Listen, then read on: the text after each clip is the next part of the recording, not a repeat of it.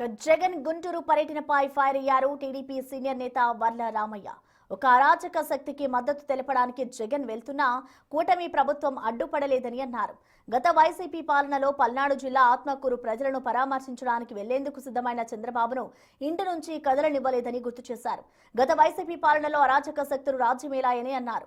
గత పాలనలో టీడీపీ నేతలను తరిమి కొట్టినప్పుడు ప్రజాస్వామ్యం గుర్తు రాలేదా అని ప్రశ్నించారు Varla Ramayya. You have enjoyed freedom. మీరు ఒక తప్పుడు మనిషికి మద్దతుగా వెళ్తున్నారని ప్రభుత్వానికి తెలుసు. మీరు ఒక అరాచక శక్తికి మద్దతు పలకటానికి వెళ్తున్నారని ప్రభుత్వానికి తెలుసు. ఒక కామాంధుడు లాంటి వ్యక్తికి మద్దతు తెలపడానికి వెళ్తున్నారు మీరని కూటమి ప్రభుత్వానికి తెలుసు. పోలీసులకు తెలుసు, అందరికీ తెలుసు.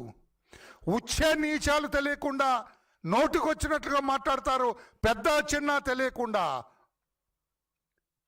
అశ్లీల పదజాలాన్ని కూడా యథేచ్ఛగా వాడే వ్యక్తిని మద్దతు పలకటానికి వెళ్తున్నామని తెలిసినా కూడా పోలీసులు ఎక్కడ నీకు ఆటంకం కల్పించలేదు.